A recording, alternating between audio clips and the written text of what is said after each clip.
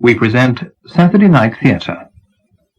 I can't remember who it was who said a story should have a beginning, a middle, and an end, but not necessarily in that order. He could have been outlining the story I'm about to tell you, though. Oh, my name is Barney Hendrikson, by the way.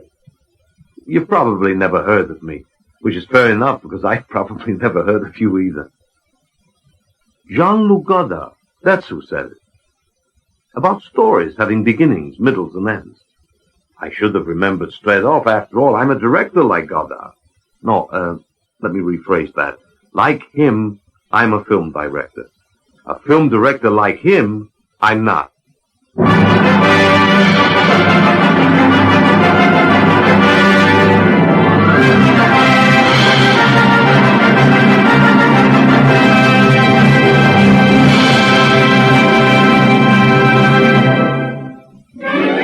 The Technicolour Time Machine, adapted for radio by Chris Boucher from the novel by Harry Harrison, with Lee Montagu as Barney Hendrikson, Richard Pearson as Professor Hewett, John Bay as L.M. Greenspan, David March as Dr. Jens Lynn, and Michael Kilgarry as Otter. The Technicolour Time Machine.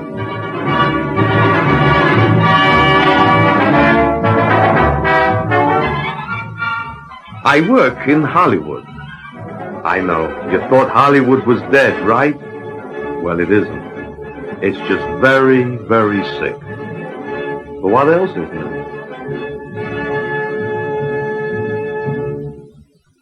In fact, I work for Climactic Studios, which means I work for L.M. Greenspan, since L.M. is Climactic. He always regarded me as one of the most reliable producer-directors on the lot. But on this particular afternoon, that was an opinion he was beginning to revise somewhat. What am I doing here? How did I let myself be talked into this? You are here, L.M., because you are a far-sighted, quick-thinking executive. Or, to put it another way, you have to grasp at any straw handy, because if you don't do something fast, Climactic Studios will sink without a trace. Bite your tongue. Or, to put it even another way, you're investing 1 hour of your time in an examination of a project that may mean climactic salvation. Without a trace, he says. Relax, L.M. You could rise up from the grave even now. Don't say that. You know how much money we lost on that Dracula movie? Turning it into a martial arts picture was not your best idea ever. It was not my idea. Besides, martial arts was very big at the time. So were motorbikes. With a good stunt coordinator, those motorbike sequences would have worked. Dracula has risen from the grave. I was never happy with that title. It was the best thing about it. You let me down on that one. I had nothing to do with it. Exactly my point. Well, this is the place, sir. This is the place? It's a dump. What could there be in a dump like that could possibly save the studio? Don't prejudge, L.M. After all, who could have predicted that a poor kid from the East Side slums would one day be head of the largest film company in the world? Are you getting personal? Let's not get sidetracked. Let's first go inside and see what Hewett has to offer and make our preconceptions out. Are you coming, L.M.? You guard this car with your life, you understand? Yes, sir, Mr. Greenspan. A neighborhood like this, you have to watch constantly. I'll see no one touches the car, sir. Watch your blind spots. Don't let them sneak up on you. No, sir. Alan? I'm coming. You know my problems? I'm too trusting. That's my problem. That's your problem, all right. Too easily led. That's what I heard. Professor Hewett? Ah, yes. Mr. Hendrikson. Hendrikson, yes. Professor Hewett, this is the man I talked to you about. None other than the head of Climactic Studios himself, Mr. L.M. Greenspan. Yes, of course. Do come in. He's English. Does it matter? You didn't tell me. It didn't seem important. I don't like it. This way, Mr. Greenspan. Greenspan, yes. Already he's forgotten my name, and this is a super brain? It's in the basement, L.M. I don't like this. Oh, come on, L.M. I mean, he looks the part, doesn't he? Small, bald, thick glasses. He could be straight out of Central Casting. This is what bothers me. What is this? Looks like an old set for Frankenstein. Let the professor explain. This is my life's work. He's pointing at the toilet. What sort of life's work is that? He means the machines and apparatus. He's just not pointing very well. I'm expected to take seriously a man who can't even point properly? What's he doing now? Just warming it up. Warming it up, he says. All this stuff. There's enough wiring and machinery in here to blow us to hell if he gets it warmed up too much. See what I mean? He knows what he's doing. There. Where? This platform is the heart of the radiatron. This is where the displacement takes place. Now, I want to explain the mathematics to you, but possibly understand them, nor will I go into the complex details of the machine's construction. Now, I feel that a demonstration of the radiatron in operation would be wise at this point. Now, you see this beer bottle? It's a perfectly normal beer bottle. What's a brain-ton? This is. I will now demonstrate. I place the bottle on the platform. I switch on the field. Watch closely now.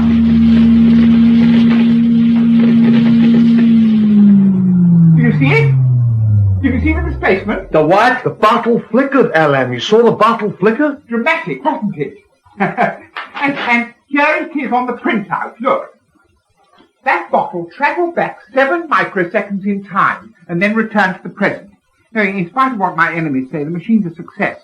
My brainiatron, from Brainier, the serbo-equation for time in honour of my maternal grandmother, who's from Mali, Loshinya, is a workable time machine. A nut. The guy is a nut. Hear him out, LM. The professor has some ideas. It's only because he's been turned down by all the foundations in his request for funds that he will even consider working with us. All he needs is some finance to jazz his machine up. There's one born every minute. Let's go. Just listen to him. Let him show you the one where he sends the beer bottle into the future. This is too impressive to ignore. Well, there's a temporal barrier in any motion towards the future. No, the displacement towards the future requires infinitely more energy than displacement into the past. However, the effect still operates. You see? So long. And P.S. Barney, you're fired. Looking back, I suppose that was the turning point. The real beginning, maybe. I don't know what did it exactly. God knows I've been fired often enough, so it wasn't that. I was just angry, I guess, angry at myself, the dying company that employed me, the blindness of man, futility of man, the fact that I was overdrawn at the bank. Anyway, I raced after LM and snatched the Havana cigar out of his mouth. Hey, they cost $5 apiece. We'll have a real demonstration, something you can appreciate. Give it back here. You'll have it back, but he's going to do some time traveling first. Now get that damn beer bottle out of the way. Now watch this, Alan. Which of these gadgets is the power control unit? Well, this rheostat controls the input, but why? Look at it. You can't raise the temporal displacement level without burning out the equipment. Stop! You can buy new equipment, but you don't convince LM. You're on the rocks and you know it. Go for broke. But you're destroying my life's work. Stop it! I'm electrocuted!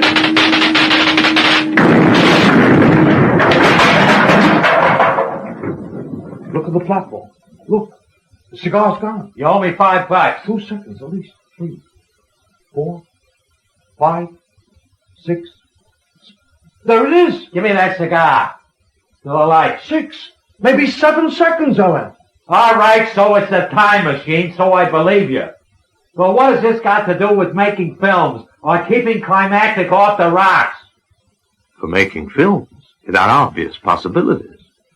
A bigger and more powerful version of Professor Cigar Transporter might just take a film crew back in time for long enough to shoot the historical epic to end all historical epics. And that was exactly what Climactic needed to stay in business. Well, of course, development would cost. So the possibilities for keeping Climactic off the rocks were slightly less obvious at that stage.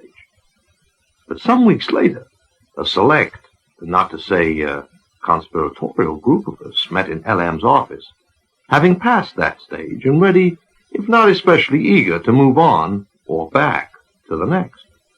Lock the door and cut the phone wire. It's 3 in the morning, LM. We can't be overheard. If the banks get wind of this, I'm ruined for life and maybe longer. If anyone's got this place bugged, it won't be the banks. Cut the wires, Barney. Let me take care of it, Barney. I'll just disconnect them if that's okay. Be my guest, Baylor.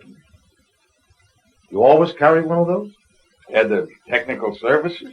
I should carry a tennis racket, maybe? I'll tell you one thing, Barney.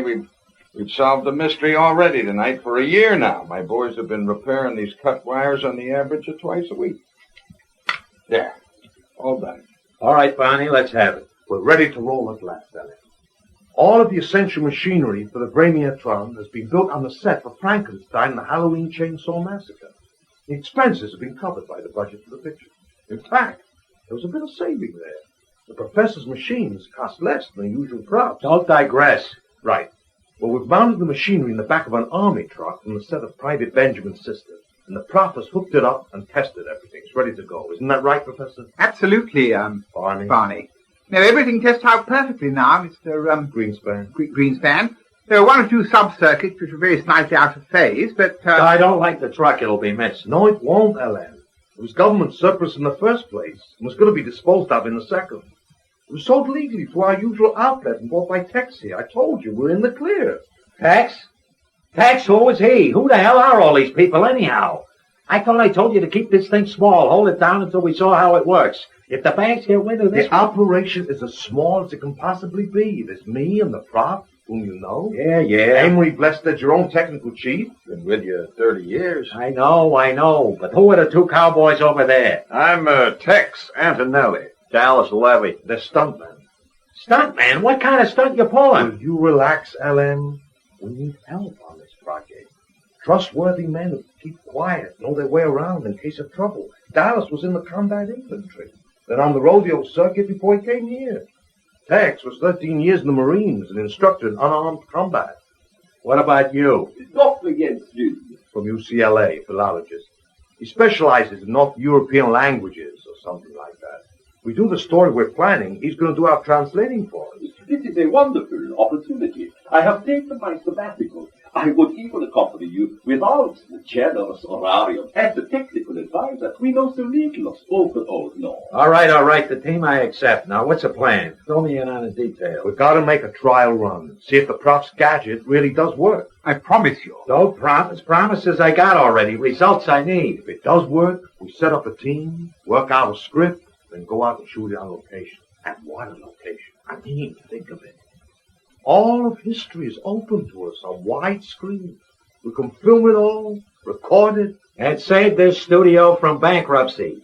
No salary for extras, no sets to be built, no trouble with the unions. Hold it right there. Not your union, Dallas, of course, not your union. All the crew from here will be employed at scale and above with bonuses. I was just thinking of the savings at the other end. Go now, Barney. Go while I'm still enthusiastic. And don't come back until you've got good news for me. The truck was in an empty warehouse on the far side of the studios, which were, of course, silent and deserted at this time of night. I left the studio guard outside the warehouse, however, just to be sure. Tight as a drum, sir, and no disturbances at all. Fine. After you, gentlemen. Okay. Thank you. Listen, we'll probably be here the rest of the night, okay? Sir? It's classified work, so see that no one gets near this area. No, I've already told the captain. He's passed the word to the boys. Good man. Be seeing you. I hope. The batteries and accumulators are fully charged. Does that mean we're ready? You may board the lorry, gentlemen. Lorry? Britt, the truck. What exactly is due to happen here? That's exactly what we're here to find out, Tex. The experiment can begin any time now. Shall we get aboard? I'm getting into the cab. I'll feel more comfortable there. I used to drive a 6-by like this. Everyone else in the back, yes? Okay. I think maybe we should have been better briefed. Time's money, Dallas. You know the business. You talk it or you do it. There isn't a budget for both. A hell of a lot of room in here, what with the generator and the supplies and the... Brainiatron. You okay in the front, Tex? Yeah, just fine. Okay, I'll sure. Perhaps for the first trial, we might take a look in on the year 1500. No way. No, you set 1,000 AD on your dials just as we decided and pulled the switch. I don't want to ship the equipment a full crew to Scotland or wherever and then find we can't get far enough back in time. The power expenditure would be less. The risk... Don't cop out now, Professor. We want to get as far back as possible so that no one will be able to recognize the machinery as machinery causes any trouble. Besides, the decision has been made to do a Viking picture, not a remake of the Hunchback of Notre Dame. That would be in the 16th century. I would date the setting in medieval Paris rather earlier. Look, if we're gonna go, let's stop jawing and go. It spoils the troops. You horse around and waste time before going into combat. You're quite right, of course, Mr. 1,000 Anno Domini it is. And here we go. What's wrong? So many of these blasted switches and dials are dummies, I get confused. Well, we had to make the machines so that they could be used in the horror film. They had to look realistic. So you make them unrealistic. Wonderful. That's better. Now. Hey! The Elmo's fire! Something's gone wrong. A secondary phenomenon. A static discharge of no importance.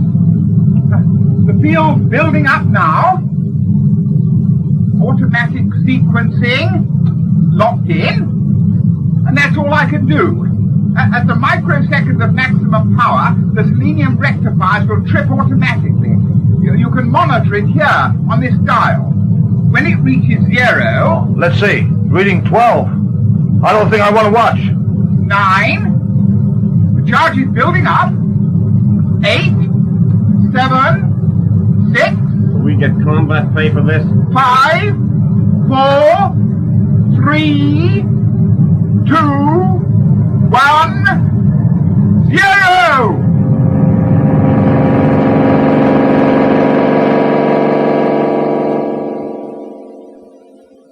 Eureka! Hey, what the hell is that? Look. Over the tailboard, outside the truck, look. I can. It hurts to look. Yeah, but what is it? Nothing is what it is. Absolutely nothing. Yes, definitely. Definitely displacing towards the past. An easy measured rate. Now some adjustments for physical displacement as well. Wouldn't do to end up in interstellar space or in the middle of the Pacific. Dear me, no. Now, I suggest you hold securely to something, gentlemen. I've made as good an approximation as possible to the local ground level, but I'm afraid to be too precise. I don't want to emerge underground. So there may be a drop of a few inches. Are you ready? Hit it, Professor. God! Well, I'll be damned. Oh. Gee. That is beautiful. This is no part of California, I know. Well, this is the old world, not the new. What? To be precise, the Orkney Islands. What? Where there were many settlements of the Northmen in the 11th century. It's the year 1003. It undoubtedly surprises you that the Vremetron is capable of physical as well as temporal displacement. But this is Nothing surprised me since Hoover was elected. Now, let's get the operation moving. Dallas, roll up the front of the top so we can see where we're going. Okay. You absolutely certain about where we are, Professor? Absolutely, Barney. Barney, yes. Well, why didn't you say you were going to move us through space as well as time? There was some small risk. Now he tells us. Exactly. But it was only a small additional risk. And it's a large additional saving. Start up, Tex. Right. Congratulations, Professor. All right, Tex, let's see what's further along the beach, round that little headland. Carefully, please. Remember the equipment. Hey, Barney, you want this? What, a revolver? No, you keep it, Dallas. I'd probably shoot my foot off if I played around with one of those. Give the other one to Tex. Hold on to the rifle yourself. Yeah, but aren't we going to be armed just in case for our own protection? I can handle a rifle. Not professionally. We work to union rules round here, Amory. We're rounding the headland now. I think we found some signs of life. Alt for startled. Look at that. So beautiful. That I should be seeing this with my own eyes. What, you mean the sod hut and the dirty rowboat? There's smoke coming from that hut. So where is everybody? The truck has frightened them. They have taken refuge in the house. Kill the engine, Tex. Right. Maybe we should have brought some beads or something to trade with the natives. I fear that these are not the kind of natives that you are thinking of. Ah, you see? You see what I mean? Hey, that's a real Viking. Horns on the helmet and everything. Big mother, isn't he? That's a mean-looking axe he's swinging, too. You can see he is obviously afraid, but the Viking hero cannot reveal his fear before the thralls and housecarls who will be watching from concealment in the building. So he works up a berserk rage. Is that why he's chewing his shield? Yes. Can't do his bridge work a lot of good. He appears to be foaming at the mouth now. Dallas, can you and Tex take this guy on? Maybe slow him down before he breaks something? Yeah, bullet will slow him down real good. Absolutely not. This studio does not indulge in murder, even for self-defense. Well, go on to the personal jeopardy bonus in the contract, then. Yeah, I know. Just do it, will you? Hey! That big club. chopped off one of the headlights. Has he finished, you think? He'll be back. Tex, get ready to draw him away. Hey.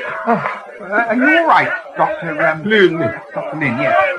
You look a little shaken. I understood what he said, Professor Hewett. I understood what he said. He was bragging that he had taken out the monster's eye.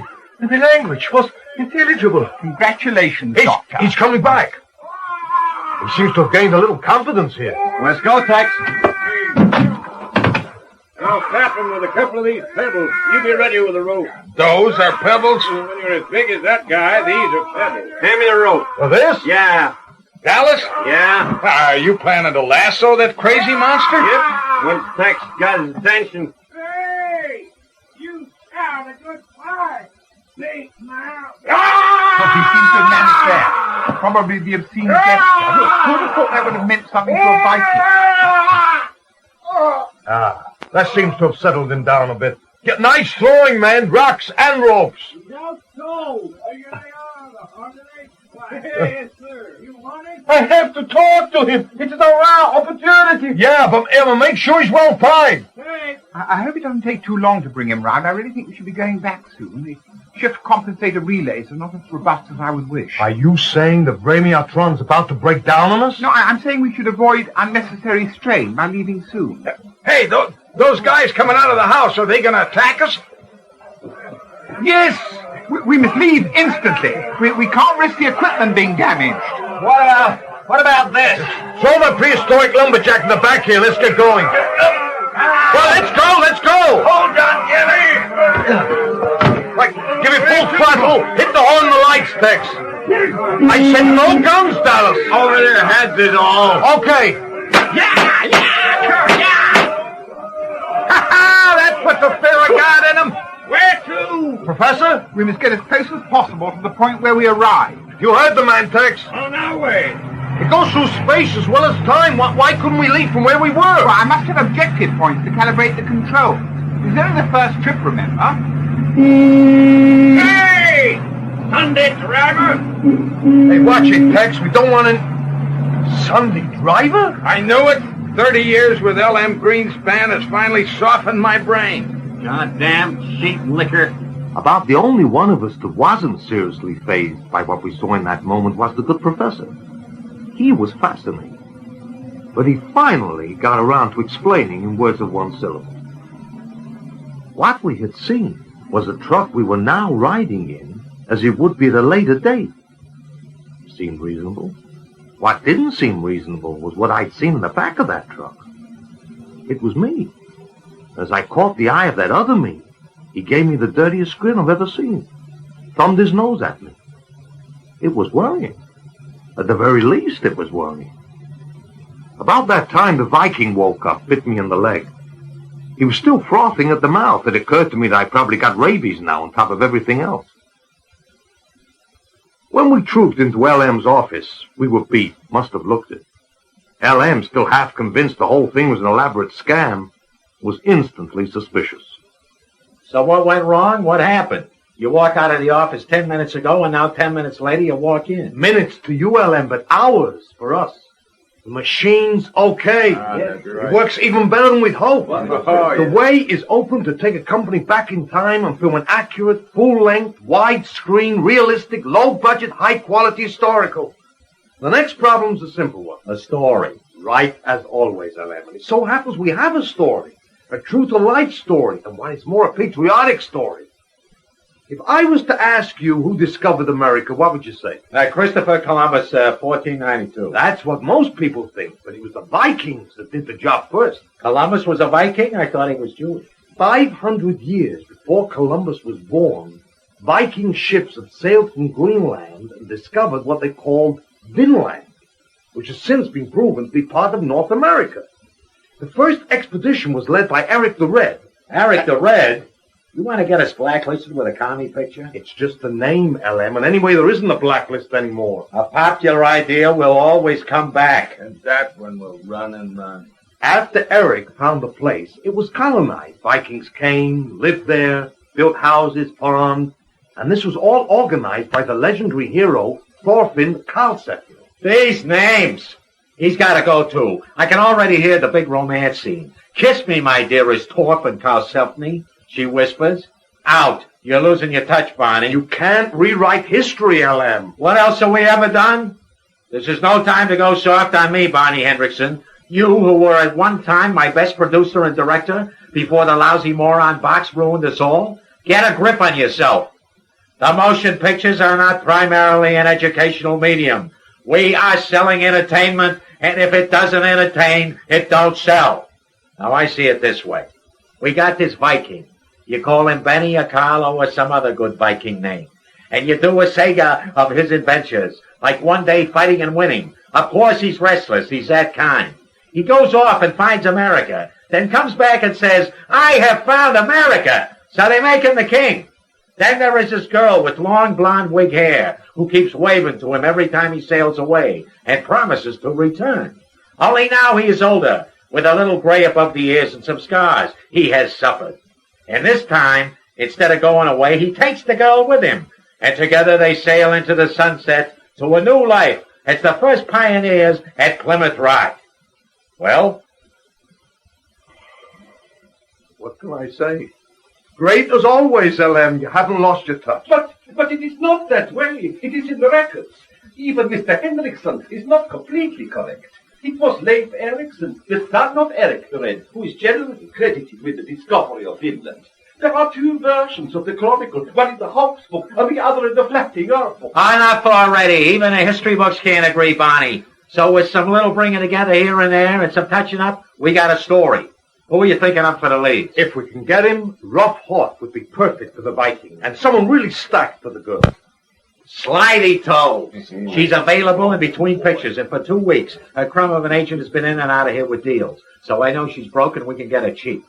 Next, you'll need a writer. And for that, use Charlie Chang. We have him on contract. He's a specialist. On Bible stories, maybe not historicals. And frankly, I didn't think much of Down from the Cross or that other thing, Walking the Red Sea Waters. Rolling by censorship, that's all. I okayed the scripts myself and then was... You hear that? Yes, the Viking. He was still aching for a fight, so we slugged him again and chained him to the shower in the executive's head. What's this? One of the locals. He attacked the truck. We brought him along so that Dr. Lynn could talk to him. Well, get him in here. Tex, Dulce. He's just the man we need. You gotta have a local who knows his way around when you're shooting on location. After a few minutes of yelling and chain rattling and a couple of solid thuds, Tex and Dallas came back with a slightly glassy-eyed Viking. It was the first real chance I'd had to get a clear look at him. He was as impressive as hell, and we were all impressed. All except LM, of course. To LM, this was just another yokel to be dazzled. Welcome to Hollywood. Sit down, give him a drink, Barney, and make yourself comfortable. What'd you say your name was? Doesn't speak English, LM. I can't say I approve of that, Barney. I don't like working through interpreters. Too slow, not reliable. All right, Lynn, do your stuff. Ask him his name. Let me... What? Here, Marvin. What's the trouble? I thought you talked his lingo. Can't he understand You you? must be patient, sir. Old Norse has been a dead language for almost 1,000 years. We know of it only through the written. All right, already. Lectures I don't need. Make him comfortable, oil him up with a few drinks, and let's get rolling here. Sit. Here. Try some of LM's best bandage. Later. He thinks you're trying to poison Oh, him. that's easily taken care of. Here, watch me. I needed that. You want to try some now? Oh, easy. Easy. Oh, in the hospital, like. At 20 bucks a bottle plus tax, he should like it. Ask him again about the name. What? Heter Norris? Ottar. Now we're getting someplace. We're also getting on at 4 o'clock in the morning, and I want to get things settled. Ask this Otar about the rate of exchange. What kind of money do they have, Lynn? Well, they barter mostly, but mention is made of the silver mark. How many marks to the dollar? And tell them not to give any fancy bank figures. I want the free market price. We've been had this way before, and I'll buy the marks at Tangier if I Come here. It's the bourbon. He wants the bourbon. Go inside, gents. That's it, folks. What's this? Murder in my own office? Just a little lead-weighted sap. He'll come round all right. Good as new. Crazy man I got enough of in the organization, so take this one back where he come from and find one that speaks English. I don't want any translators next time. None of them speak English, LM. Then teach one, but no more crazy. Back in my own office, a lot of sleepless hours, or was it centuries later, the problems were really beginning to pile up. Yeah, Betty. Dallas Levy on 2. Sounds Steve. I'll take it. Yeah. Oh, yeah, Dallas. Sorry, I was going to get back to you. What were you saying? Yeah. Treble times of 2 hours ago, yeah. I'll okay the vouchers. And just keep the malodorous bastard locked up and quiet until we decide what to do with him. Yeah, and tell Dr. Lynn to get up here as soon as he's finished talking to him. This picture's going to be a bitch to cost. Hey, Professor. I'm sorry, what you say? Yeah, any results from all those calculations? I mean, can we send anything bigger than that truck back in time? Patience. You must learn patience. There are many factors that enter into the equation, other than the accepted Betty? dimensions of physical measurement. Send him in. We must consider 3 additional criteria at least. Professor. That's taking it... What? Just the answer. That's all I need. Well, Doctor, out with the bad news. Unless that's your normal expression. No luck with the Viking, right? There is a communication problem. You realize, since my command of Old Norse is far from perfect, and Otter has little or no interest in what I am trying to discuss with him. However, I do feel that with the proper encouragement, he could be convinced that he should learn English. Encouragement? Well, like most Vikings, he is very mercenary and will do almost anything to gain status and wealth. Though, of course, he prefers to get it by battle and killing. Of course, all right. We could pay him for taking his language lessons. But what about the time factor? Can you have him speaking English in 2 weeks? Oh, impossible. With a cooperative student, perhaps, but not with Otter. He is reluctant at best, and in addition, he refuses to do anything until he is released. Released?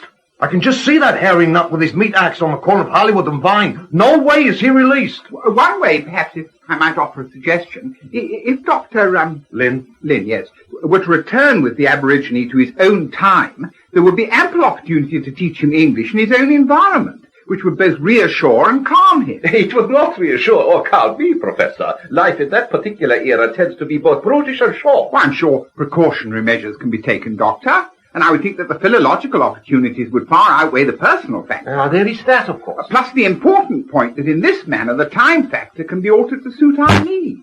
Gentlemen, we can collapse or stretch time as we will.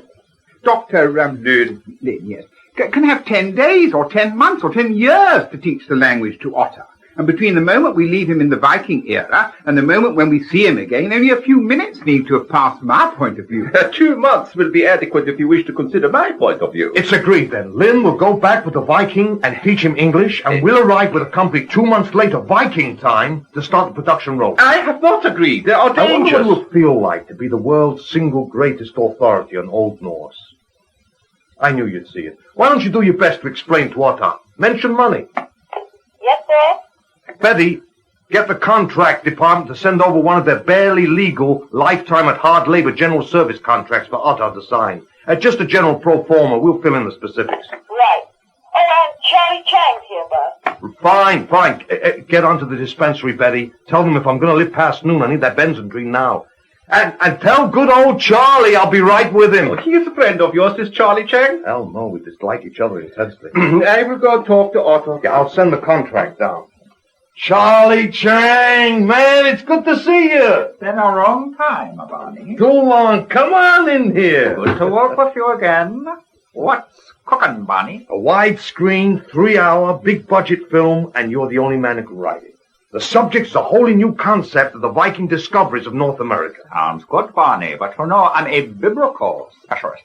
I don't think this is up my alley. You're a good writer, Charlie, which means everything's up your alley besides.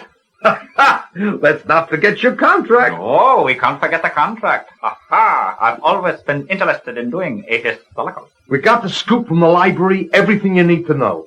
Betty, send in the books. You mean that lolly load out there was for me? You mean that lolly load out there was for me? Thanks, Betty. Okay. Just take a quick flip through them. I'll be with you in a minute. A minute, sure. What is it, Professor? What is it? The size of the load the Brematron will be able to handle with an increased power supply. Roughly speaking, a 14-ton load measuring 12 feet by 12 feet by 40 feet. Why, Barney Hendrikson, it must have been years. I know you have a part that's just perfect for me. Now, there were those in the business who said that Slighty Tove had the acting ability of a marionette with loose strings, the brain of a Chihuahua, and the moral standards of Fanny Hill. And they were right. But what she also had, in overabundance, was femaleness, plus the ability to communicate on what must have been a hormone level. A communication which was scarcely diminished by all the barriers of film, lenses, and projectors, and which radiated hot and steam. I was saved by an urgent summons to LM's office. There I found him closeted with Sam, his own personal private accountant, reputed to be a world authority on corporative finance and tax evasion.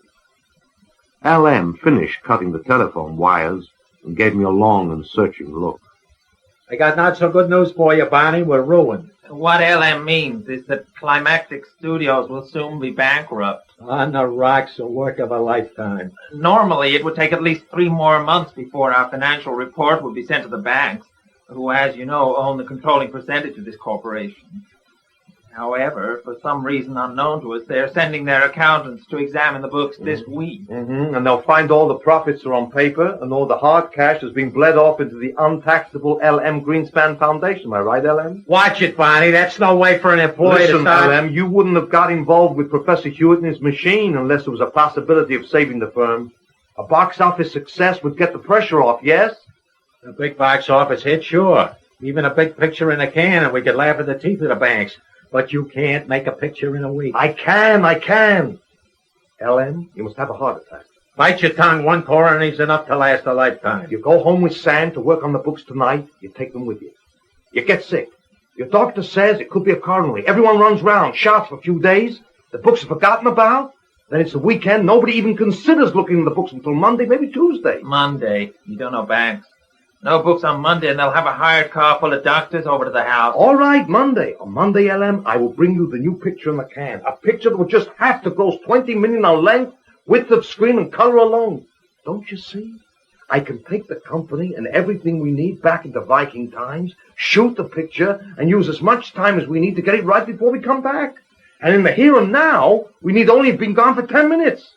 Are you saying that we will only have to pay production costs for just 10 minutes? I never saw you smile before, Sam. And no, that's not what I'm saying. Can you do it, Barney? Can you pull this thing off? I can do it if you give me all the help I asked for and no questions. Now, this is Tuesday. I see no reason why we can't have everything we need sewn up by Saturday. Have to get the contract signed with the principals, get enough raw film to last all the shooting, technicians, these 2 extra cameras. Yeah, we can do it. We can be ready to leave on Saturday. Still, I don't know. It's a wild idea. Oh, one more thing. If we're on location for, say, 6 months, everyone has to be paid 6 months' salary. What? But we rent the cameras and sound equipment, all the expensive hardware. We'll only have to pay a few days' rental fees for them. Barney, you got yourself a deal. We made one more reconnaissance trip to the Vikings' home. It was partly to give Gino Capo, our cameraman, a chance to look around, shoot some test footage.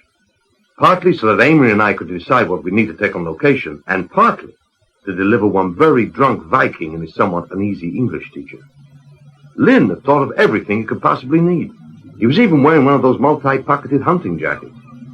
Why the Jungle Jim outfit? A simple matter of survival and creature comfort. I have DDT for the body lice that are sure to abound, Halosode tablets for the drinking water, and a quantity of tinned food. You get much traffic around here? Just us, Gino. Just us. Why thumb your nose at yourself, Barney? I don't know, Amory. I just felt like it. Maybe I'm having a nervous breakdown. What do you think? What do you think, Otto? I think he's the only one that's having any fun around here. The deal with Otto called for 1 bottle of good bourbon, he'd already developed an educated palate, for every day of study. 2 months came to 5 cases, and these we delivered along with the rest of Lynn's equipment. It wasn't until Otto, after calming his people, had dragged us into his house for a homecoming celebration, that I fully appreciated why Lynn needed all that stuff. The dim, smoke-filled interior was occupied by people and livestock. It stank. If the ale they celebrated with was disgusting, the food was worse. When Amory and I finally staggered into the daylight, we were agreed on one thing. Doesn't look as though we'll be able to help ourselves locally with any commissary supplies. Second that motion. So we'll have to bring that with us as well. I want to do all the cutting here, so set up a cutting room in one of the trailers. Oh, Mr. Hendrickson, your secretary gave me this note to give you just before we left. I forgot. Something wrong? No, not a thing, Amos. Cancel operation. All work to cease on picture. What do you mean by sending me a message like that, LM? What do I mean? What could I possibly mean? You got my agreement to go ahead in a picture when you didn't even have a script. This is an emergency, remember? Emergency is one thing. Doing a picture without a script is another. In France, maybe they make arty-schmarty things. You couldn't tell they had a script or not. But in Climactic, we don't work that way. So you called in my script writer? He got no script. Sorry about it, Barney. Relax, Charlie. Leaving aside that it was only yesterday when you and I finalized the idea, LM, if you had a Charlie Chang script in your hand, you'd let production go ahead, wouldn't you? He got no script. You're not listening, LM. I said if. If I were to hand you in 1 hour a Charlie Chang script for this great motion picture titled Viking Columbus, would you okay production? Yes. We'll see you in exactly 1 hour, LM. Come on, Charlie. My head shlinker keeps evening hours, Barney. Let him talk for you. I have heard some rash promises in this rush business, but this takes the gold-plated bake-off. 45 minutes later, Charlie Chang, complete with typewriters, paper, a full safari outfit from the prop department, and everything else he could possibly need, including a spring-powered time clock with cards, was in the back of the truck. I thought the Cambrian period would be best. You know, early Paleozoic. Nice moderate climate, warm and comfortable, with no vertebrates around to cause trouble.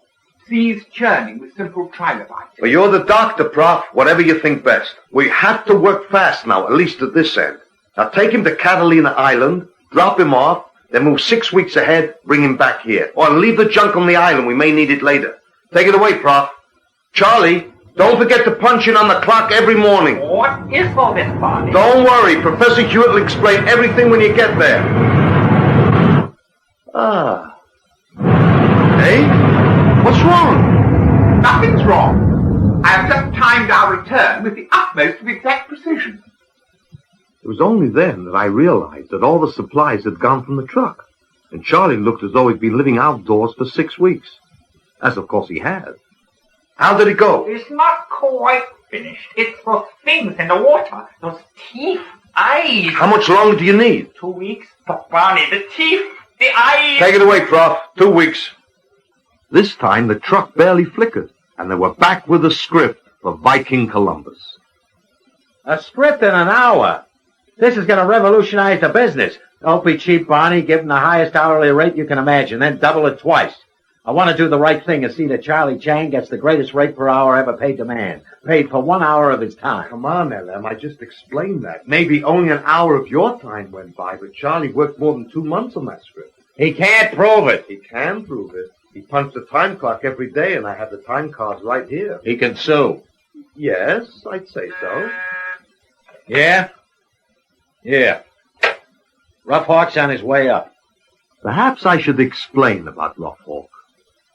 Rough looked good both on and off camera because basically looking good was really the only thing in life he cared about. He did not like women. Not that he was gay or anything. He didn't like men either. Or sheep. Or raincoats. Or whips. Rough just liked Rough. And the light of love in his eyes was nothing more than a reflected gleam of narcissistic appreciation. So I said right out loud, Rough Hawk is the most Vikingest Viking I could think of. You've heard of Vikings, haven't you, Rough? Tall guys with big axes and horns on their helmets, always sailing around in ships with a carved dragon in front? Oh, yeah. Sure I heard of Viking. I never played a Viking. Oh, it's the sort of role that'll make you look great in front of camera. I always look great in front of camera. Of course you do, Rough. You haven't got any big commitments, any other pictures, do you? I got a picture coming up in the next week, something about Atlantis. I thought so. My apologies to your agent, Rough, but we got to find somebody else. LM, read the script, enjoy it. Let me talk to Rough. You've forgotten that this film will be in the can by Monday, which will give Rough 3 days to rest up before Atlantis sinks. Imagine that, Rough. Back in 2 days, and you'll still get paid for a feature-length picture. I'm glad you mentioned the script because it has some great faults, big ones. How can you tell? You've only read 10 pages. I think you should talk to my agent. Anything to do with money, I don't say a word. From Charlie Chang, I expected better. The opening won't do. I looked at the clock. It was 8 p.m. Wednesday. I had to get hold of this slab of muscle's agent, and fight the script through a rewrite and shoot Charlie back to Catalina and do the job, and find actors for the supporting roles, and get every single item lined up we might need for a couple of months shooting back to the 11th century, and get the entire thing done, finished and in the can by Monday morning. Plenty of time. Nothing to it. So why was I sweating?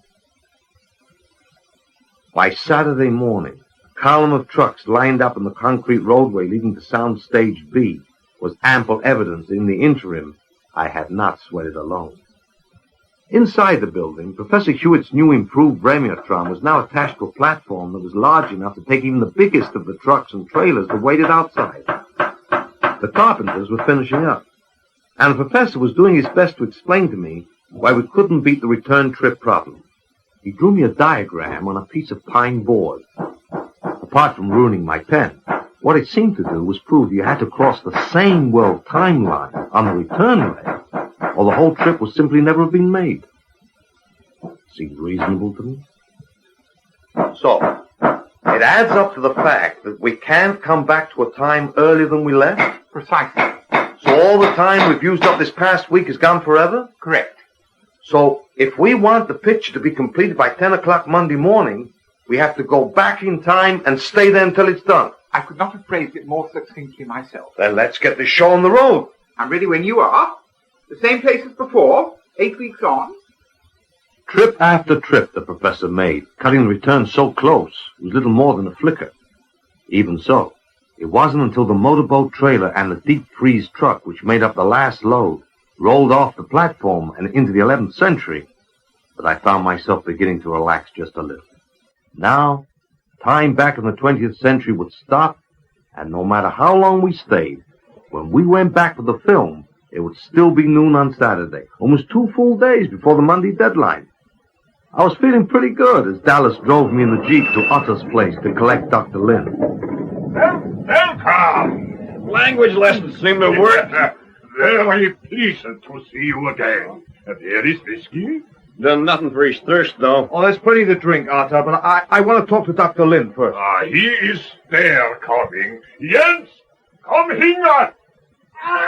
That ain't him. Look at the beard and the hair. And the filth. Hold it, Doc. Come on. Come on, put the pail down before someone gets hurt. Where have you been? It has been more than a year. Not 2 months? I guess the prof must have made a mistake with the instruments. A mistake? A mistake? For more than a year. I have been stranded here with these louse-ridden barbarians taking care of their filthy animals. 5 minutes after you were gone, Otter hit me on the side of the head, took all my clothes and supplies, and all the whiskey. Why work for whiskey when it just failed to take it? He was repellently drunk for almost a month, and when he recovered, he remembered about the English lessons. He made me teach him every day so he could get some whiskey if you ever returned. Otter speak pretty good, that's right. Where whiskey? At that moment, thoughts of lawsuits danced darkly in my mind.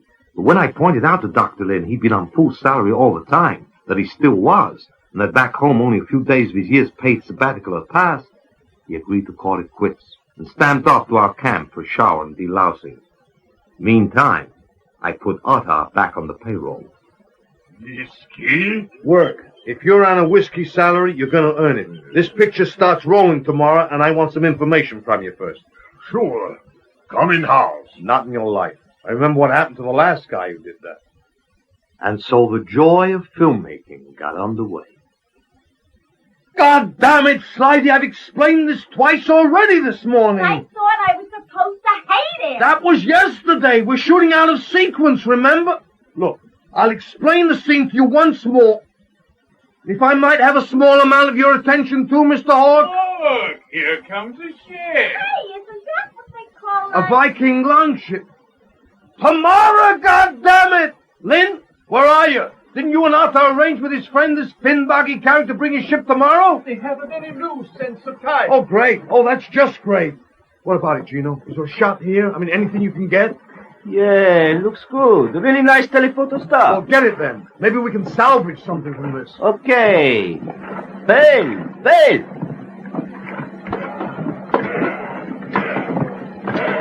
What the hell are Arthur and his men doing? Why all the weapons? They have to be some custom of something I am not familiar with. Get all this, Gino. If it's any good, we can write it into the script. Huh? Okay.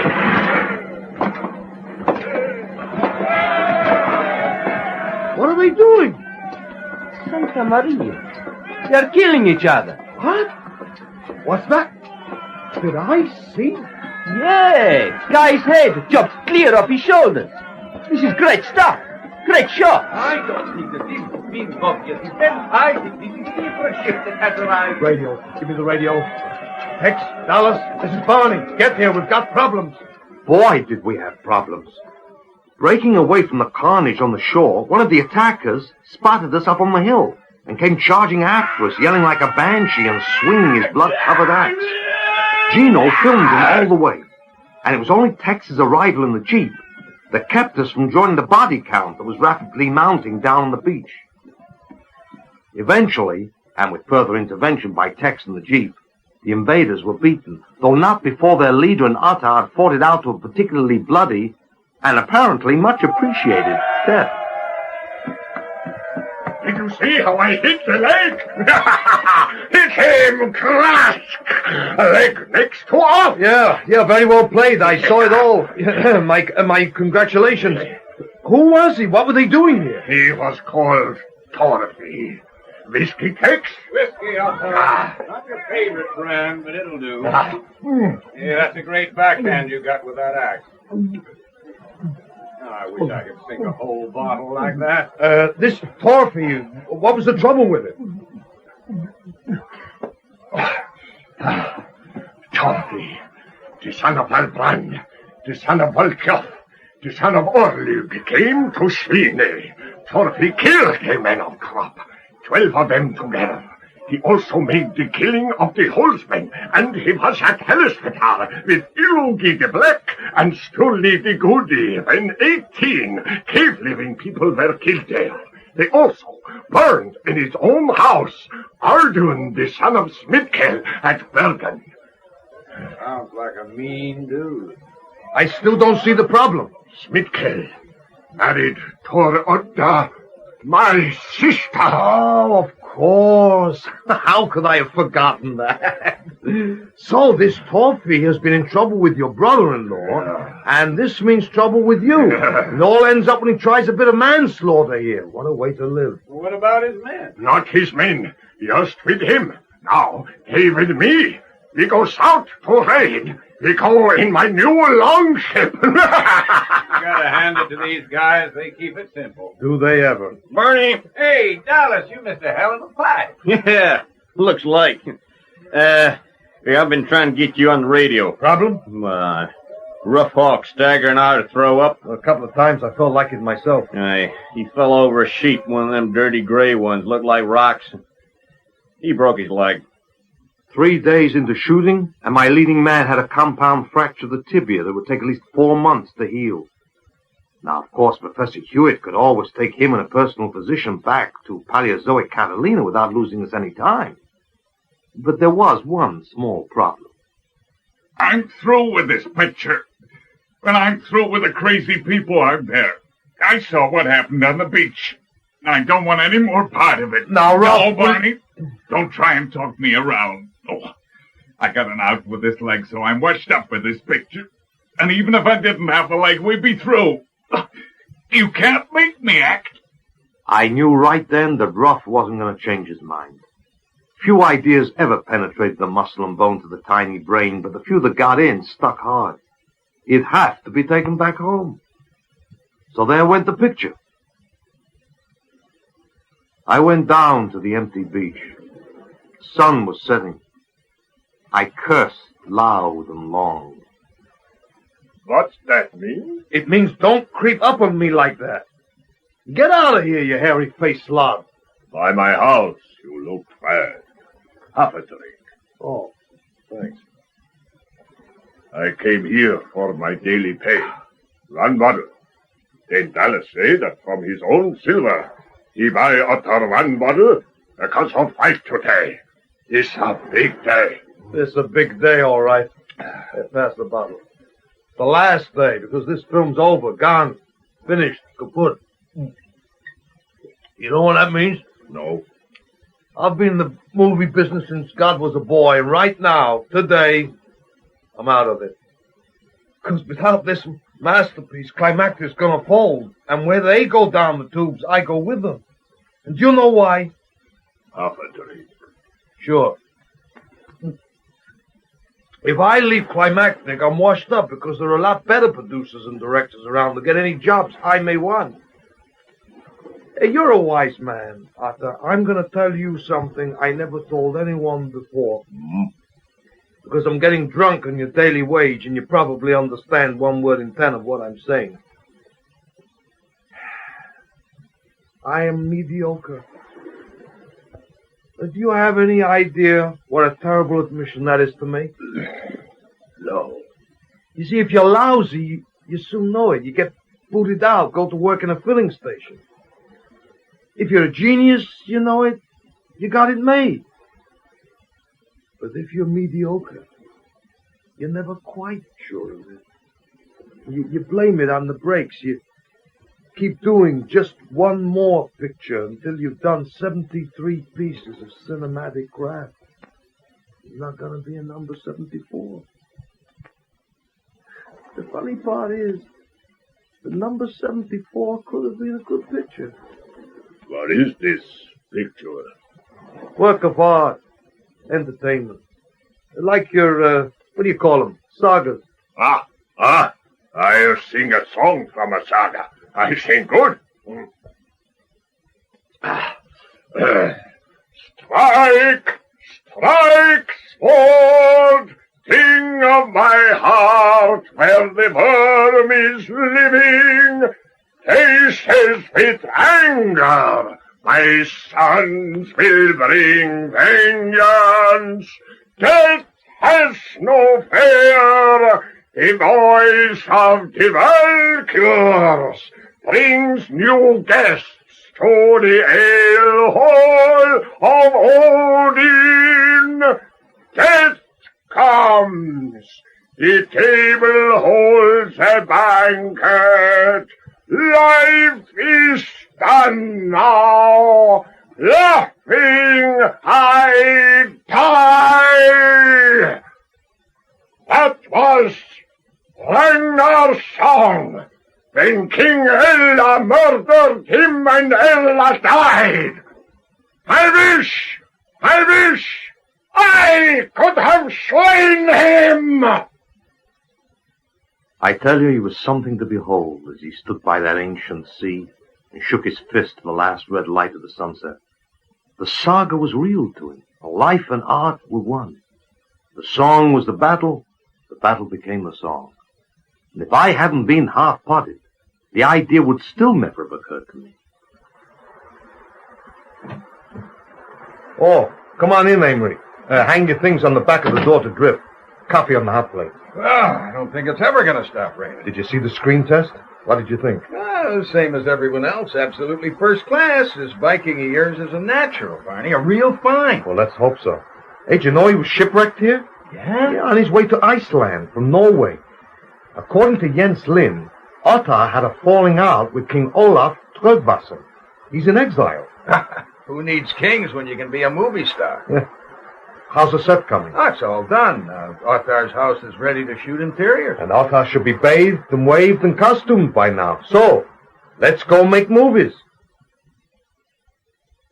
All right now, Slidey. This is called a shut bed, yes? You see it's all enclosed? It's got these doors which shut? I'm cold. Yes. Well, look, why don't you just climb into the sack there? Ottar, if you wouldn't mind just putting down your salary for a moment. I hold it. No, it wouldn't fit the scene, Ottar. So she's tired? Too many lights to sleep? Very keen of you to notice. We're still making the film. Now, this is Goodrich, remember? It was hard work. For one thing, Ottar was only interested in his bottle. In the end, I had it placed in the corner of the bed. That way, at least his eye line was right. I finally decided to shoot it without sound and talk him through it. Okay, and everyone else shut up. This set sounds like a mahjong party. All right, camera. Here we go. Ottar, you look down. That's it. No, not at the damn bottle. You reach out and touch her hair. Now, Slidey wakes up. Oh, that's great. You're doing fine, Ottar. Sit down now. Don't break the bed. Okay, now you reach out, and we have the kiss. Very good. A passionate embrace and a kiss. But you don't like it, Slidey. The hell she doesn't. Easy, caveman. Take it easy. Great. Rise all over like that, Slidey. Perfect. Force her down on the bed, Ottar. Now, slip off the shoulder strap. Hey, watch what you're doing. Forget it. We can run up a new nightie. Oh, this is great. This is good. Now you change, Slidey. Hate turns to burning love. Oh, very good. Look what he's doing. I cut. That's good. We'll print that. I said cut. Ottar, Slidey, the scene is over. Oh, boy. That's enough. Ottar, not that. All right. Close those doors. Clear the set. Party pooper.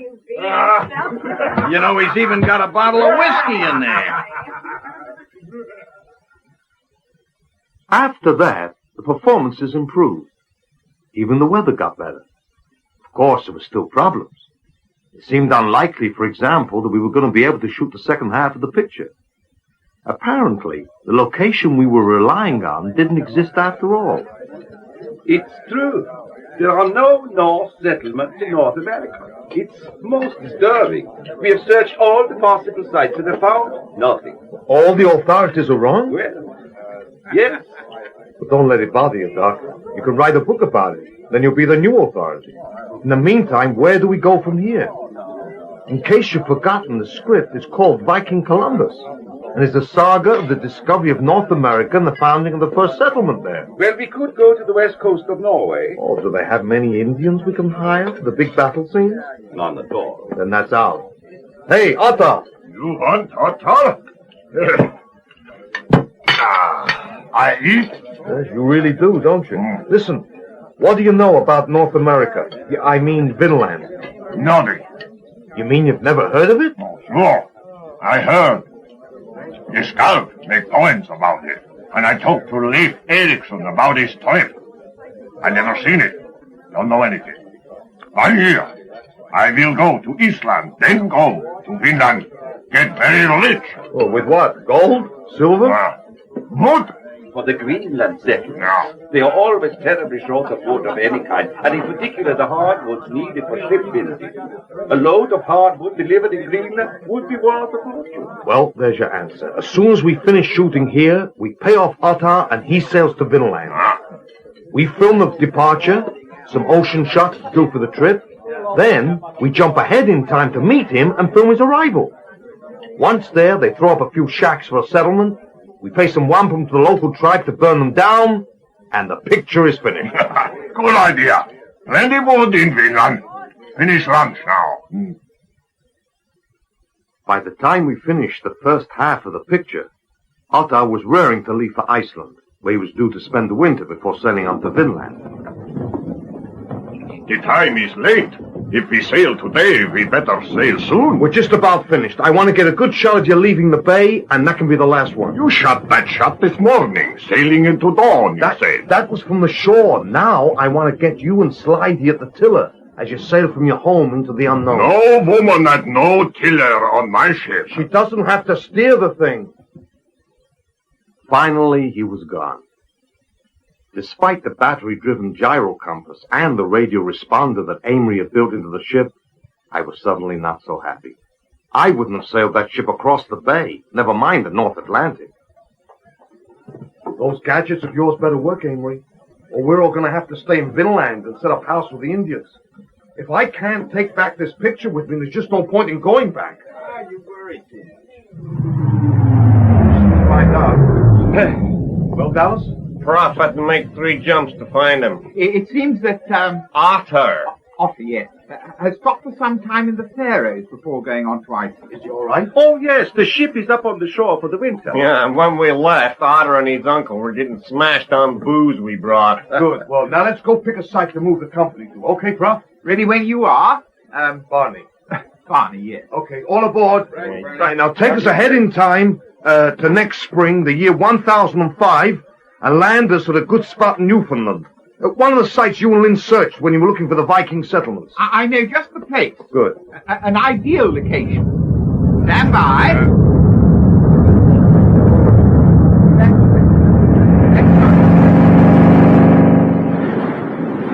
Hey, what do you call this? Slight mistake. Wrong to order. We will soon put that right.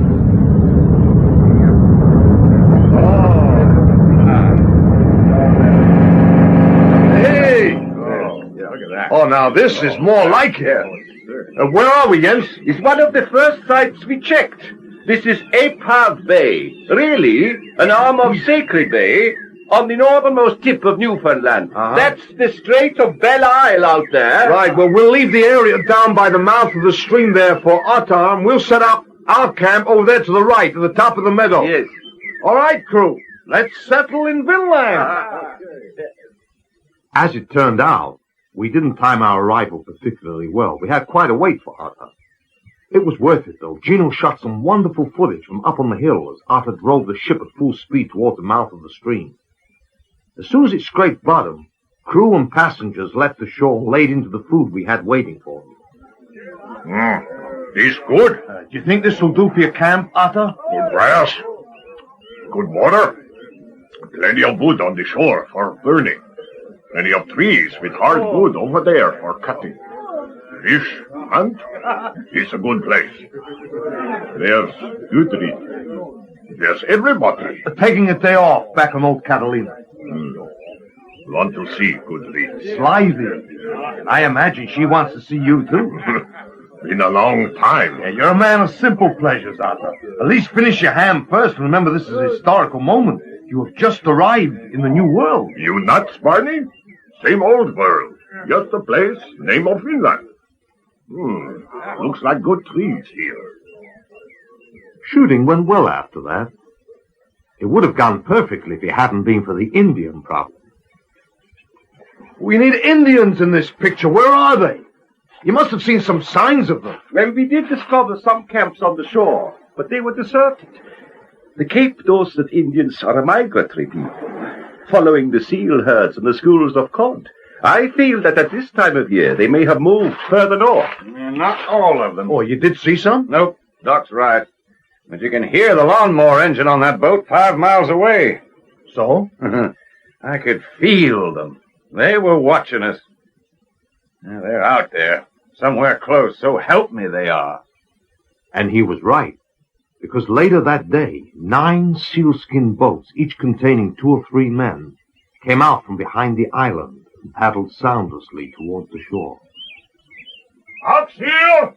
Hold it, Otter. No weapons and no fighting. We want to keep this friendly if we can.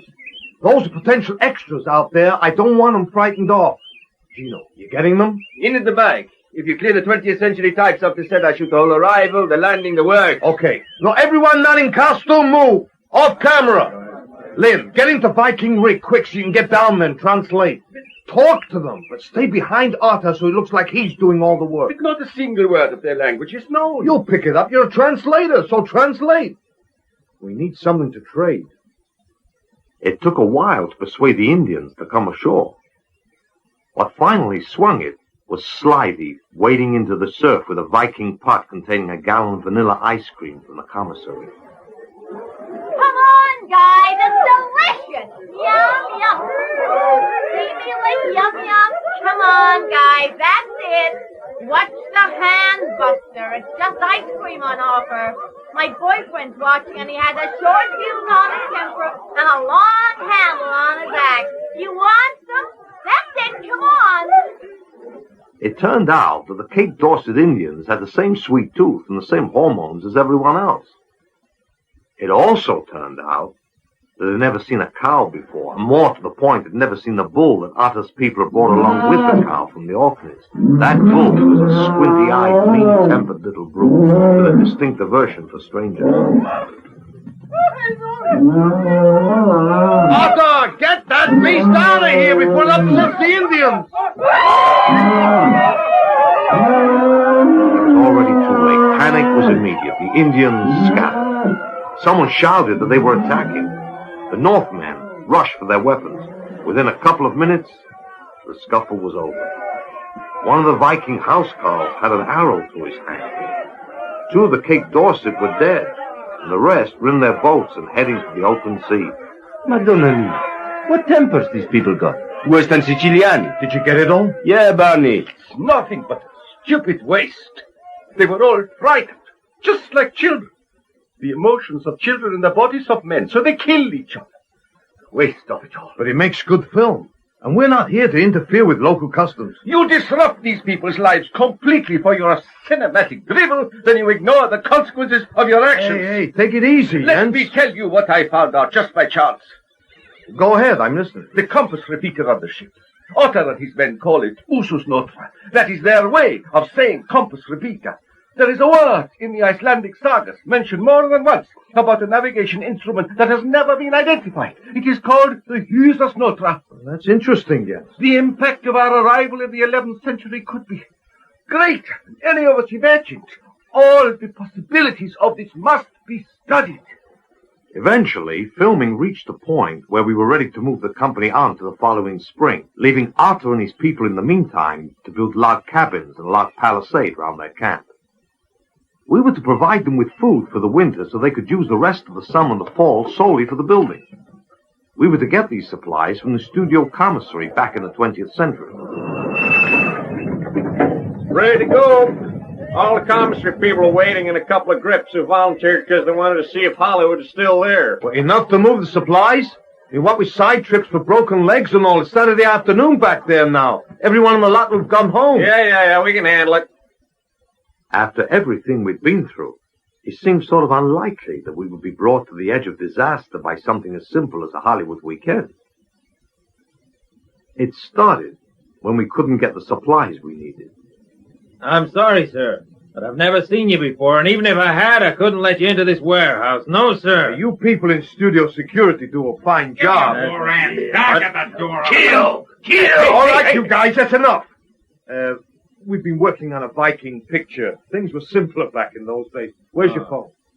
It took until 6 in the evening to get everything sorted out and the truck loaded and back on the time platform. Am I to understand that you are not returning with us? I have a little business to conclude. You can unload and come back and pick me up, say about 10 o'clock. I seem to be running some sort of temporal taxi. I'm not quite certain I enjoy it. Relax, Prof. We're coming down the home stretch. You think I'd risk losing hours like this otherwise?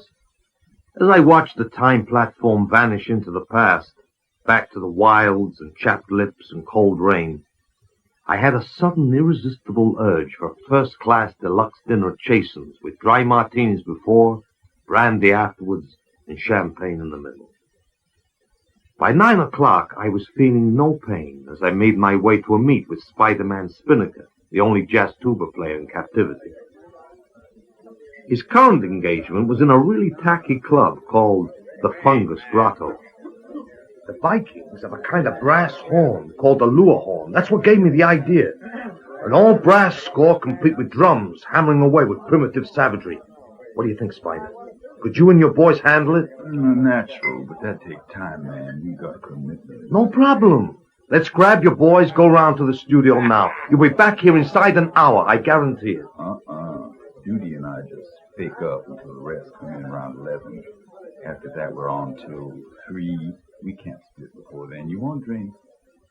At 4 o'clock that Sunday morning, Spider-Man Spinnaker, his combo, and I staggered out of 2 taxis and weaved our way into the empty sound stage where Professor Hewett was waiting.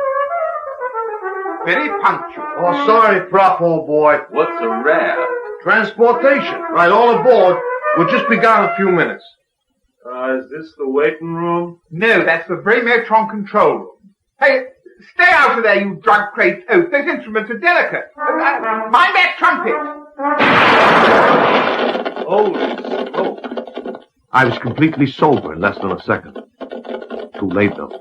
The controls were damaged. The Vremiatron was grounded, and so were we.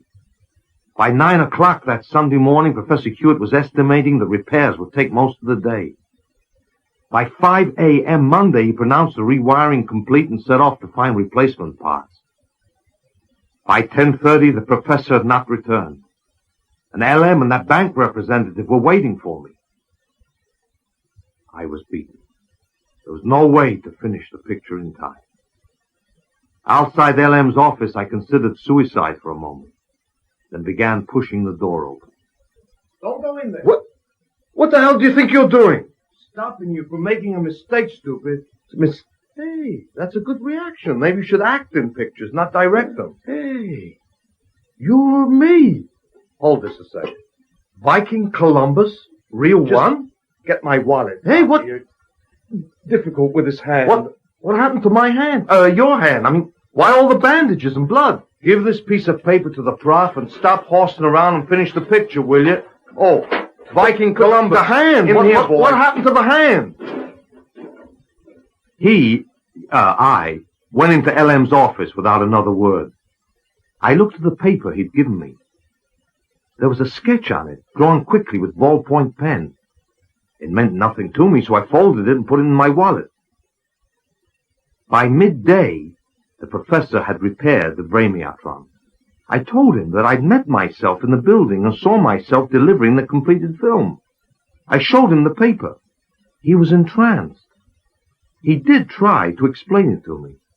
Are you telling me that I can go back to make the film after the deadline, then make an extra trip to a time before the deadline to deliver the film? I am. All right, answer me one thing. This piece of paper with a diagram, who drew it? I don't know. Then think. I was handed this paper on Monday morning by myself in front of LM's office. I show it to you now. I put it in my wallet and carry it around until the picture is finished. I travel back in time to deliver the picture to LM. I meet the old me in front of the office, take the diagram out of my wallet and hand it over to myself to be put back in the wallet. No one ever drew it. It just travels around in this wallet and I hand it to myself. The piece of paper consists of a self-sufficient loop in time. It exists because it is.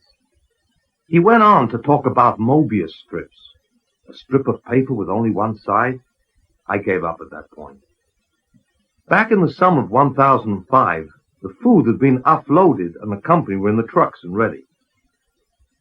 We jumped forward to a day in spring 1006 that Dallas and the professor had reconnoitered and spotted a few Indians. That was when we found that Slithy hadn't made the jump with us. When I came back from my walk without her, you'd all gone. You've been here all the time. So that baby is yours? Staying accidental like that, I didn't take my pills with me. Oh, he's sweet, though, isn't he? We don't even have a name for him yet, but I call him Snorri, just like the dwarf in Snow White. There was no dwarf named Snorri. Look, Slithy, we can't go back and undo this now, and not with the baby and everything, and it was your fault for leaving the trailer. I'm not blaming anyone. Once I got used to it, it wasn't so bad. Oh, I could use a square meal, though. We'll have a big party tonight for you and Otter. Yeah, and the baby. Steak and wine, the works. Hey, Barney, you gotta get us to rehearsal room, man. We're freezing our asses off here. And all this air, man. Will you shut up, Tootie? It's like fresh. When the Indians came, they came in strength, and they were hostile. The bay was black with their boats, and they brought magic with them. In each boat, a man whirled the bull roarer. Ottar and his people withdrew to the stockade. Our people withdrew to the high meadow, where Tex gathered them into a defensive circle. Gino prepared the film from there. From inside Ottar's fort, I was preparing to film with a handheld. For a while, the Cape Dorsets, who outnumbered the Vikings by at least 20-1, stood off and rained arrows on the fort. Cowards, weapons! Cowards! No way to fight! A few tried to climb the wall. but instant dismemberment by flashing Viking axes quickly put a stop to that. Then they set brushwood fires against the stockade.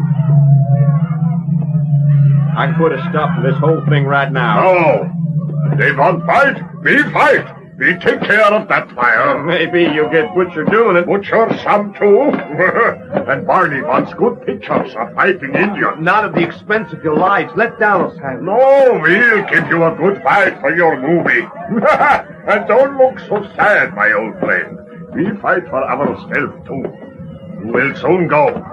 And when we are alone, we want these barbarians to remember what Northmen are like in battle. He's right, but if he gets in trouble, we ought to be ready to get him out. I'm going to put this up as far along the wall as the wire will reach. A loudspeaker? Well, what the hell is that for? Turtler unit in the box there. What does that do? It uses sound waves as a weapon. It's supposed to be for crowd control. Oh, we've sure as hell got a crowd. Yes, sir, we sure as hell have. Ottar gathered his men just inside the gates. He raised his axe. There was a roar of Viking voices, and as the gates swung wide, the Northmen rushed out. This was the fighting they did best and enjoyed most.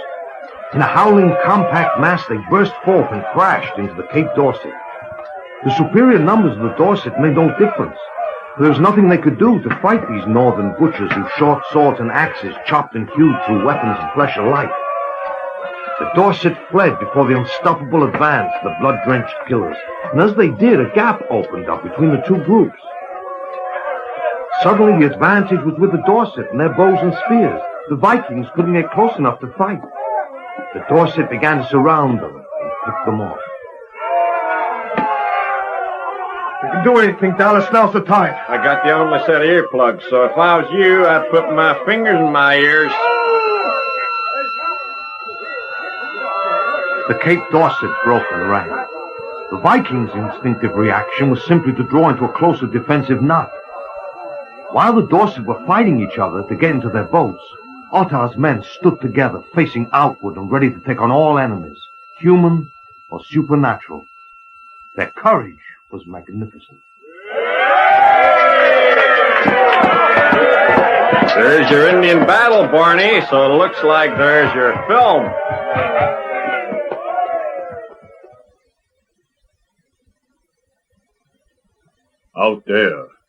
Out there, somewhere over the sea, is our home. Do you still miss it, Goodread? For a long time I did, but not anymore. We have fought and died for this land, and it is ours now. Vinland, this new world, that is our home now. Cut. Good. Print that. I guess that just about winds it up. The party that night was a big one. Everyone was feeling good. Even Spider-Man and his boys had finally recovered from the poisonous effect of fresh air. We came here to look for settlers because in the early 1960s, Helga Ingstad excavated the remains of 9 buildings, and carbon dating of the fragments placed them around 1000 AD. You'll see what that means, don't you, Hon? There are 9 buildings in a camp down there. So there's a Norse settlement here in the 11th century because traces of it were found in the 20th century. We came here to leave traces, to be found, to lead us here, to leave traces. Enough. I've had this circle in time thing before. The next thing you'll be telling me is all the old sagas are really true, and that we're responsible. Or that Ottar here is really Thorfinn Karlsefni, the guy who started the first settlement in Vinland. Sure, that's me. Thorfinn Karlsefni, son of Thor Thorshead, son of Thorhild Rjupa. Your name is Ottar. Sure. Ottar is name people call me. Short name. Real name, Thorfinn Karlsefni, son of Thor Thorshead. I researched the Karlsefni saga for the script. According to the saga, he was supposed to have come by way of Iceland and marry a girl by the name of Gudrid. Slide his name in the film. Gudrid was supposed to have had a baby in Vinland, and they named him Snorri. Snorri, one of the 7 dwarfs from Snow White. If this is true, then the only reason the Vikings settled in Vinland is because we decided to make a motion picture showing how the Vikings settled in Vinland. It's as good a reason as any other, don't you think? I didn't hurry the editing and dubbing of Viking Columbus. Hell, there was no need to. By the time we'd finished, most of the camp had packed up and gone long ago. No pun intended. I was making final preparations to follow when I got a small splinter in my hand. I got the nurse to wrap a good big bandage round the tiny wound and pour mercurochrome all over it. I'll show the sadistic son of a bitch. What? Who? Me, that's who. I treated me like that. Now I'm going to get even with myself. I wouldn't tell me what was wrong. I made me suffer. Well, we'll see. You heard? Just crazy is all. Listen, take it easy. Watch out for Indians. Not afraid of them. We cut plenty hardwood, get a fortune in Island. You bring Gudrid back? In a couple of minutes, your time. But what happens then is up to her. So long, Otta. Farhail, Barney. You make another movie. Pay with whiskey? I may just do that. And so the professor took me back, or rather forward, to our own time, and then back just far enough to deliver the film on schedule. Sure enough, I arrived in LM's office, leaving myself outside, asking what had happened to my hand. I'm very sorry to be late, gentlemen. Well, I'm sure Mr. Greenspan has explained everything. We were out of the country. I just arrived with a print of the film he's been telling you about. A multi-million-dollar asset, gentlemen, that will usher in a new era of cinematic art and profit for this studio. Yeah, I told you so. It's okay. It was Jens Lind who put the postscript to the whole thing. He'd re-examined the original sagas in the Old Norse, in which he was now so fluent. Do they say what finally happened to Otta? Well, there are different versions of his later life, but all agree on his prosperity and long and happy life. Good, he deserves it. You know, Slight, he went back to it. The good read of the sagas, of course. I read an item in the paper about it. Yes, something about retiring from films to be with the only man I love and the sweetest baby in the world on his ranch, which, while the plumbing isn't very good, is very nice and friendly with plenty of fresh air. Poor Slighty. I wonder if she has any idea where or when that ranch is. It doesn't really matter, does it? Listen, Jens, I have to go. One thing before you go. In the sagas, a name keeps cropping up. A man who seems to have had an influencing factor on the Vinland settlements. His name is Barney Hendrikson. You know who that is, don't you? Barney Hendrikson, listen to me. We have to plan now to follow up the smash success of Viking Columbus with an even more smashing success. Just before you came in, Barney, Charlie Chang commented that religious pictures are swinging up in the charts again. I wouldn't doubt it. LM? No. While we got exclusive use of the professor's machine all tied up. LM, think. The absolute, infinitive, religious picture of all time. A theme that positively cannot miss. But that's another story.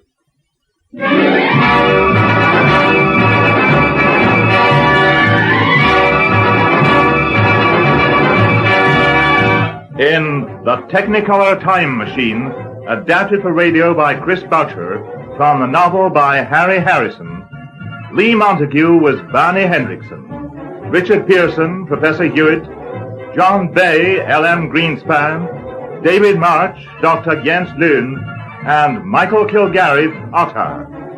Slithy Toe was played by Karen Archer, Rob Hawke by Alexander John, Charlie Chang by Barry Denon, Tex by William Roberts, Dallas by Crawford Logan, Amory by Don Fellows, Gino by Sean Barrett, Doody by Andrew Seacombe, Betty by Patience Tomlinson, and Sam by John Livesey. The Technicolour Time Machine was directed by Glenn Dearman.